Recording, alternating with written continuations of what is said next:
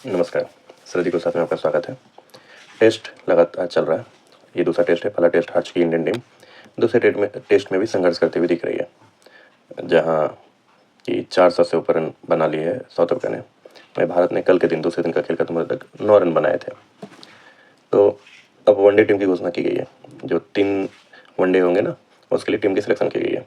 अब टीम में सिलेक्शन में आप रोहित शर्मा और कोहली की वापसी तो देखते ही हैं, और चूँकि शुभमन गिल इंजर्ड है और जो उप कप्तान अय्यर पहले से इंजर्ड है, तो कप्तान और उपकप्तान दोनों ही इंजर्ड है, तो नए कप्तान की जरूरत थी। जो घोषणा की गई तो वो केएल राहुल को बनेगा, जो श्योर भी है कि बनना ही चाहिए था, क्योंकि पहले से ही वो कप्तानी का भार ले चुके हैं, पहले कप्तान रह चुके हैं इंडियन टीम के। और रोहित शर्मा कप्तानी नहीं लेंगे, विराट कोहली कप्तानी नहीं लेंगे, इसलिए केएल राहुल को कप्तान बनाया गया। ठीक है। अब इसमें टीम में आप देखेंगे कि बुमराह नहीं है, अक्षर पटेल को बाहर कर दिया गया। ठीक है, बुमराह हो सकता है रेस्ट ले रहा हूँ, अक्षर पटेल को बाहर किया गया। ऋषभ पंत की एंट्री हो रही है इसमें। तिलक वर्मा को लिया गया, इंटरेस्टिंग है, तिलक वर्मा को रखा गया। नीतीश कुमार रेड्डी फिर से आए हैं वनडे में, और ऋतुराज गायकवाड़ को भी रखा गया इसमें। और यशस्वी जायसवाल को लाया गया क्योंकि कोई ना कोई ओपनर चाहिए था। ऋतुराज गायकवाड़ और यशस्वी जायसवाल 2 ओपनर रखे गए हैं रोहित शर्मा के साथ। अब ऋतुराज गायकवाड़ को इसलिए भी हो सकता है लिया गया क्योंकि इतना सारा विवाद चल रहा था ऋतुराज गायकवाड़ को लेने के लिए, कि सुमन गिल जब इंजर्ड थे तो टेस्ट में ही लेने की बात हो रही थी कि भाई उन्हें रिप्लेस किया जाए ऋतुराज गायकवाड़ से, उनका अच्छा फॉर्म चल रहा है। लेकिन जो आप देखते हैं कि गंभीर एरा में कुछ ऐसी चीज़ें चल रही हैं कि किसको लिया जाए, कौन होंगे टीम में ये पक्का होता है, कौन नहीं होंगे, कौन कौन से नहीं होंगे ये भी एक दो पक्का होता है।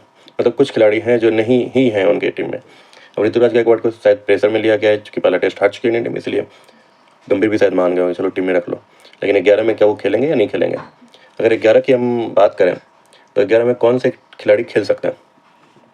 तो मेरे हिसाब से ओपनर में जो है, जो टीम खिलाएगी, जो मैं समझ पा रहा हूँ गंभीर और उनके टीम मैनेजमेंट को,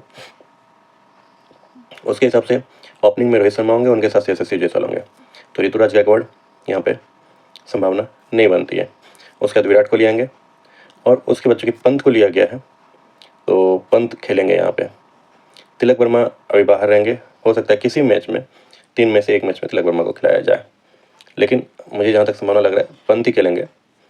हाँ, अगर ये दूसरा टेस्ट हार जाते हैं तो फिर ये ऑलराउंडर की जगह तिलक वर्मा को खिलाएंगे। ठीक है।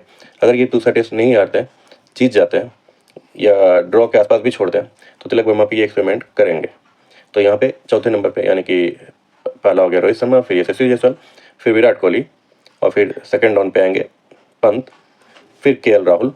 उसके बाद जो नंबर है यहाँ पे या तो वाशिंगटन सुंदर आएंगे या ध्रुव जुरैल आएंगे, क्योंकि टीम ध्रुव जुरैल के साथ काफ़ी समय से वनडे में लगातार ऑस्ट्रेलिया में भी चल रही थी। तो यहाँ पे वाशिंगटन सुंदर और ध्रुव जुरैल में से एक आएंगे। लेकिन जहाँ तक मुझे लगता है कि ये वाशिंगटन सुंदर के साथ जाएंगे, क्योंकि लेफ्ट हैंडेड है, बॉलर भी है, गंभीर ऑलराउंडर के साथ ज़्यादा रहते हैं, तो वाशिंगटन सुंदर के साथ रहेगा कि ये प्ले तो लेफ्ट हैंडेड बैट्समैन है और ऊपर से बॉलर भी है, अच्छा मतलब देखे जाते हैं।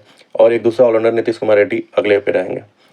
उसके बाद जडेजा को भी टीम में शामिल किया गया काफ़ी दिनों बाद, तो जडेजा आएंगे ऑलराउंडर में। तो इन तीनों का जो है ना चेंज होता रहेगा, जडेजा पहले आएंगे, एक वाशिंगटन सुंदर आएगा, फिर रेड्डी आएंगे, ये आगे पीछे होते रहेंगे उसके हिसाब से कि टीम के माहौल के हिसाब से कि क्या चल रहा है, परिस्थिति क्या चल रही है, उसके हिसाब से ये चेंज होते रहेंगे। उसके बाद राणा आएंगे, राणा पहले भी आ सकते हैं, बाद में भी आ सकते हैं, हो सकता है कि एकदम फर्स्ट डाउन में भी आ जाए, ये तो गंभीर उन पर ट्राई करते रहते हैं, तो राणा भी आ सकता है। उसके बाद कुलदीप, देखो स्पिनर के हिसाब से देखेंगे उस पर, और एक जो अर्शदीप। अब देखिए ऑलराउंडर के हिसाब से आप भी देखेंगे तो कहेंगे फास्टर 3 हो गए, एक अर्शदीप हो गए, एक राणा हो गए। क्योंकि राणा को मैंने इसलिए लिया, प्रसिद्ध कृष्णा को इसलिए नहीं लिया क्योंकि राणा फेवरेट है, ऑस्ट्रेलिया में भी सारे मैच खेले थे। तो अगर 3-3 बॉलर खेले हैं तभी जाके प्रसिद्ध कृष्णा का खेलने का मौका मिलेगा, नहीं तो 2 फास्टर के हिसाब से तो राणा और अर्शदीप ही रहेंगे। अर्शदीप के साथ ये नहीं लेंगे क्योंकि बुमराह टीम में नहीं है, तो अर्शदीप के साथ कोई चांस नहीं लेंगे, तो अर्शदीप तो खेलेंगे। ठीक है। और रेड्डी, इन्होंने 3 का 3 फास्टर हो गया है बस। बॉलर में भी हमने कुलदीप, जडेजा, वाशिंगटन सुंदर ले लिया, तो स्पिनर भी 3 हो गए, तो 6 बॉलर के साथ एक्चुअल में देखा जाए तो है। तो टीम इसी तरह से खेलेगी। परफॉर्मेंस क्या होता है, जिस तरह से ये टेस्ट मैच में स्पिनर के लेकर के आए हैं, हो सकता है कि वहाँ भी वनडे में भी स्पिनर पिच ही हो थोड़ा सा, लेकिन फिर स्पिनर पिच होने पे दिक्कत ये होती है कि अगर ओस पड़ा है और अब ठंड का समय आ गया है, तो ठंड के समय को रागपासा का भी समय आता है, तो हो सकता है कि जो सेकंड बैटिंग करे ना उनको फ़ायदा हो जाए। तो टॉस पे है, अब भारत टॉस जीत ही नहीं रही है ना। और साउथ अफ्रीका लगातार हर टूर्नामेंट में फाइनल के आसपास पहुँच गई, फाइनल जीत रही है या फाइनल खेल रही है। तो आप ये भी देख लें कि यानी उनकी टीम भी अच्छी है। और अभी आपने देखा टेस्ट में ही इसी में कि नीचे से आकर के एक खिलाड़ी जो बहुत दिन से टीम में आ रहा है जा रहा है, मुत्तुसामी और जॉनसन, इन दोनों ने, मुत्तुसामी ने तो सेंचुरी बना लिया, पहली सेंचुरी, और जॉनसन सेंचुरी के पास जाके आउट हुए। और जो 250 से 250 के आसपास टीम सिमट रही थी, वो आपके 450 और उससे ऊपर के रन बना लिए। तो टीम देखते हैं अब क्या इससे सीख रही है, क्या नहीं सीख रही है, या मैनेजमेंट कैसे काम कर रही है। टेस्ट पे आगे बात करेंगे, है ना, टेस्ट को भी बात आगे करेंगे। अभी पहले वनडे टीम पे रहते हैं। तो वनडे टीम में आप ये देख रहे हो कि ये है, अब कैसे खेलते हैं, क्या खेलते हैं, खेलने के बाद देखेंगे। ठीक है, चलिए, धन्यवाद।